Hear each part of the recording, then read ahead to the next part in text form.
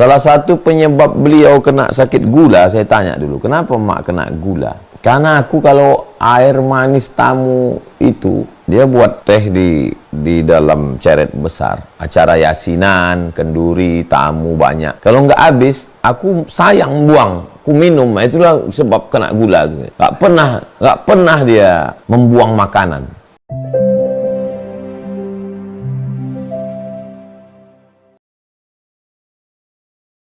Wabarakatuh. Waalaikumsalam warahmatullahi wabarakatuh. Ya, alhamdulillahirabbil alamin, ini bersyukur bisa hadir dan menyimak ya. Sekira ini sangat bermanfaat, sangat berharga bagi kami. Pertanyaan saya begini, Ustaz. Saya melihat selama Ramadan itu fenomenanya cenderung masyarakat kita, ya mungkin saya juga termasuk, cenderung konsumtif. Sejak dari awal masuk Ramadan gitu, pasar-pasar ramai, orang berbelanja kebutuhan, seakan-akan besok itu tidak bisa belanja lagi gitu. Sampai itu berlangsung sampai di akhir Ramadan. Bahkan semakin mendekati satu Syawal, Lebaran, itu bahkan semakin konsumtif, semakin banyak orang berbelanja. Nah, pertanyaan saya begini, bagaimana seharusnya kita menyikapi kondisi tersebut, Ustaz? Bagaimana sebenarnya Islam mengajarkan kita berperilaku ya yang baik itu, utamanya dalam hal konsumerisme itu, berbelanja yang berlebihan itu. Saya kira itu. Terima kasih. Assalamualaikum warahmatullahi wabarakatuh. Assalamualaikum warahmatullahi wabarakatuh. Yang membuat orang belanja itu dua. Satu makan, dua pakai. Makanan dan pakaian. Kenapa sebelum Idul Fitri orang ramai ke mall, ke pasar, mau belanja beli baju baru? Saya hampir tidak, tradisi baju baru itu bagi saya waktu kecil aja dulu. Jadi memang nggak tidur malam tuh untuk mau pakai baju baru besok. Tapi kalau udah tua-tua ini, baju baru itu nggak nunggu Idul Fitri gitu. Yang penting kain bersih, ya udah cukup lah. Nah, itu jadi tidak kita sibuk dengan belanja. Kalaupun mau beli baju juga di awal-awal. Nah, jadi sebelum Ramadan itu kita sebagai kepala rumah tangga kita kasih duit ke orang rumah supaya dia belinya di awal-awal. Kalau memang mau beli baju juga kasih. Ini jatah baju kamu, ini baju anak. Belilah, jangan di ujung-ujung. Ini tentang masalah pakaian. Yang kedua, makanan. Makanan itu di hari pertama itu kan kita udah kena itu. Di hari pertama itu kumpullah semua jenis makanan di situ. Tapi begitu masuk 2-3 teguk air, Allahu Akbar, masuk kurma 2, kan selesai itu semua.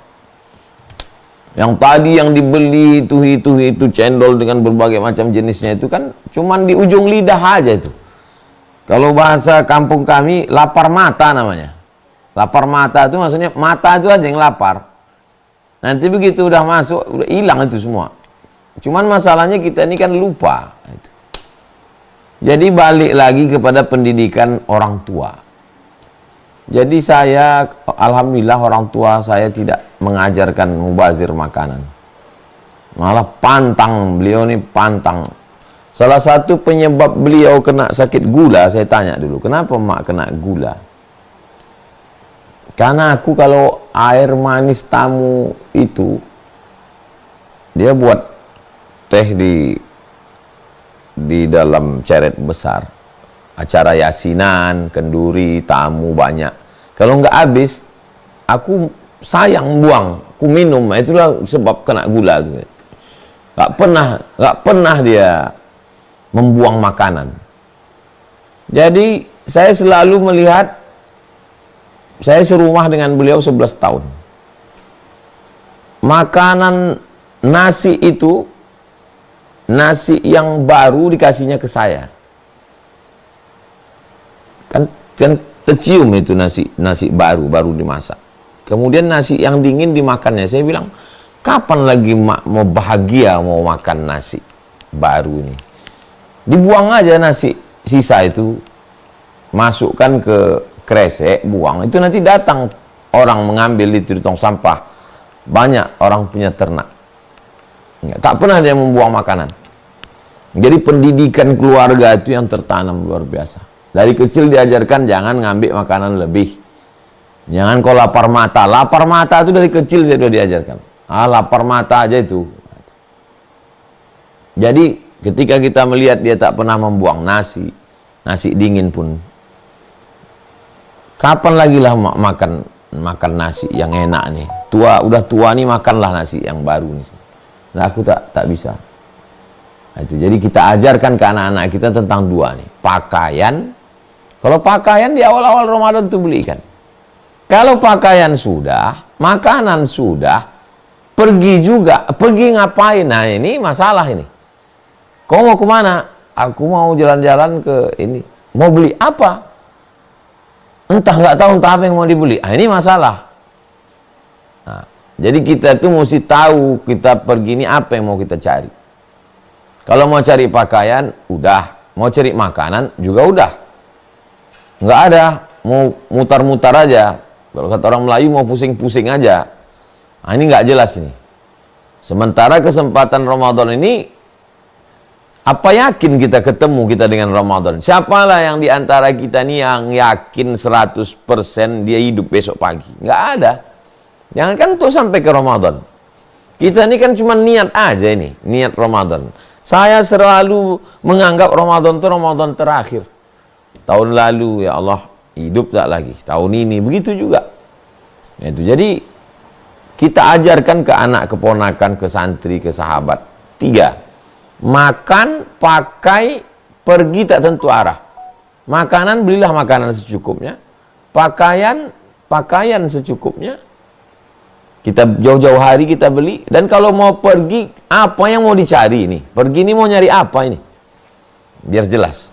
Jangan sampai habis waktu. Nah, demikian. Wallahu a'lam bishawab, Bang Alvin. Ustaz, saya mau tanya. Yang pertama, ini Ustaz, tahun lalu tepatnya bulan Sya'ban, badan saya itu lemes, terus dibawa ke rumah sakit, ya diagnosanya itu sakit lambung. Jadi saya itu tahun kemarin kebetulan masih menyusui juga, sering lemes, jadi masih ada hutang gitu. Sedangkan di tahun sebelumnya, jadi saya tuh satu tahun itu melahirkan gitu Ustadz, dikasih hadiah sama Allah setiap tahun. Jadi hutang puasanya tuh numpuk Ustadz. Kalau misalkan tahun ini masih ada yang belum dibayarkan gitu, jadi masih ada sisa, bagaimana membayar hutang yang belum terbayarkan tersebut. Terus yang keduanya Ustadz, saya kan misalkan sama teman-teman bagi-bagi takjil buat buka puasa. Tapi ada yang pernah bilang katanya pintar-pintar dalam berbagi. Takutnya kita memberikan takjil itu kepada orang yang tidak berpuasa, jadinya nanti kita ikut puasa. Jadi harusnya bagaimana Ustadz, sedangkan setiap bulan puasa itu selalu ada keinginan untuk bagi takjil ataupun makanan untuk orang berbuka puasa ataupun kurma begitu Ustadz. Itu saja Ustadz, terima kasih. Assalamualaikum warahmatullahi wabarakatuh. Assalamualaikum warahmatullahi wabarakatuh. Ibu hitung saja berapa hutang dan berapa yang sudah dibayarkan. Mengandung di tahun pertama tidak puasa 30 hari. Menyusukan tahun kedua tidak puasa 30 hari. Menyusukan di tahun kedua karena nyusukan 2 tahun tidak puasa 30 hari. Berarti satu anak 90 hari. 90 hari itu lunas dengan puasa Senin Kamis selama setahun. Senin Kamis 8 hari. 10 bulan 80 hari. 11 bulan 88 hari. Tambah 2 hari 90. Utang ibu tadi kan 90 hari. 1 tahun lunas untuk satu anak. 11 bulan potong Ramadan. Ini jurus yang saya sampaikan ini diamalkan almarhumah ibu saya. Diamalkan juga Ustazah Fatimah. Membayar puasa qadha sami. Nah, jadi Nampaknya saja itu banyak. Kalau masalah puasa perempuan, bagus dia puasa. Perempuan-perempuan sekarang banyak juga yang menahan makan, diet. Jadi bagus puasa, Senin Kamis itu sehat. Sehat, saya bilang orang puasa itu sehat. Almarhumah mak saya puasa Senin Kamis tidak pernah tinggal sampai meninggal. Hari Senin 11 Rajab 18 Maret 2019 meninggal habis makan sahur. Sehat walafiat, tak pernah sakit dia. Memang udah sampai ajalnya meninggal. Ke Medan sendiri naik bis. Bayangkanlah orang umur 70 tahun. Ya Pekanbaru belanja sendiri ke pasar pagi, Arengka, ke Ramayana, membawa cucu, ngajar, membawa pagi Ahad, bawa cucu naik angkot, naik angkutan umum. Adik saya sibuk, pergi dia bawa. Sehat walafiat. Itu karena fadilah bangun malam, mandi malam dengan puasa.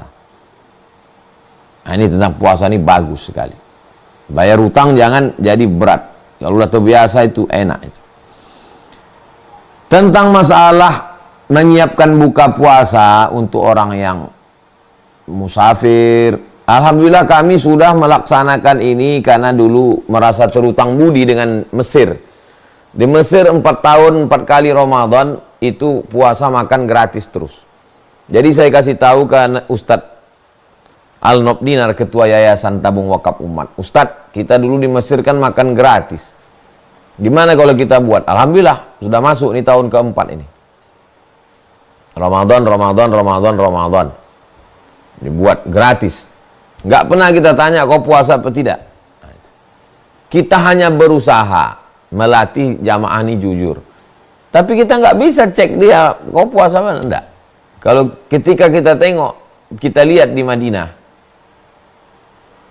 sore Senin, sore Kamis itu kan dipasang plastik di seluruh shop itu. Nggak ada ditanya, kau puasa apa tak puasa? Kau tak puasa, fikir-fikir sana. Nggak ada. Mau puasa, mau tidak, dibagi semua anggur. Dibagi semua kurma, dibagi semua makan. Yang nggak boleh itu gini. Kita fasilitasi orang tak puasa. Nah, itu baru tak boleh.